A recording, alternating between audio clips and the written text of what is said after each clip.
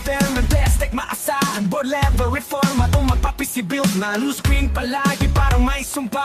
Huwag mag-alala, kalidad at pulido ang gawa. Ayos lahat, basta repair. Computer, cellphone, kahit printer man yan.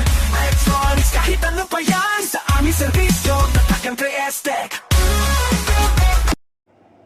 Hello guys, bali may tanggap tayo.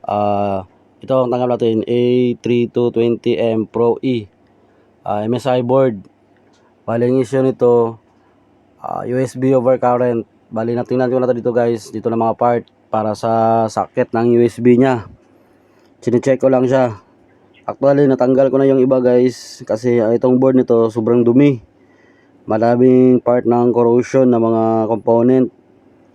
Isa din yan sa dahilan kaya nag-overcurrent, kasi nag-protect yung ano nya. Dito mostly guys, sana yon. Yan, ito.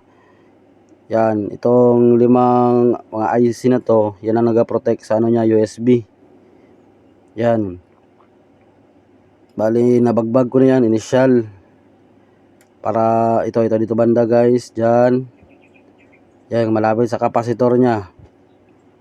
Dyan banda. Sana yon. Ito. Dyan na part. Yan, ito na cap. May kapasitor yan dyan. Ginawa ko. Ito. Pag hindi yan gumana, ito sunod ko kukunin guys. Ito muna, yung sa may mga kapasitor. Yan muna kukunin ko. Dito sa kabila, meron din. Dito. Yan. Ito, sakit din ng USB. Hindi din yan tanggalin yan. Yan, ito. Tinanggal ko din yan guys. Ito dito, yung apat na sakit din ng USB. Yan, ito tinanggal ko din yan. Pati dito sa may baba. Yan, dito. Itong dalawa to guys. Yan, dito sa baba, ito yung sakit nya sa front ng USB nya. Tinanggal ko din yan dito. Ito malapit din sa kapasitor. Yan, tandaan nyo guys, yung malapit sa kapasitor. Yan. Dito, ito din. Bali dalawa kasi yan. Yung sa harapan ng computer natin, yung doon sinasaksak yung USB. Saan pa ba? Yan, itong Ryzen na to, itong ano nya. Yan, nalinisan ko din yan guys, para on the go na pag isakit na natin. Madumi kasi ito masyado.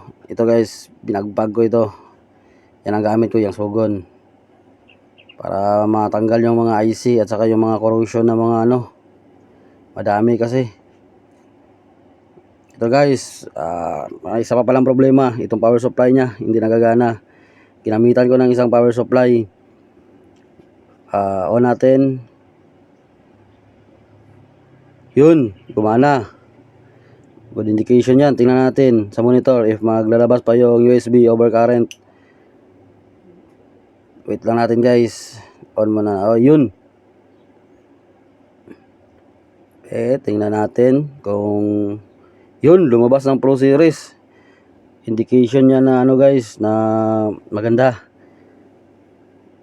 Wait lang natin. Tingnan natin yung talaga, yung mismo sa login niya.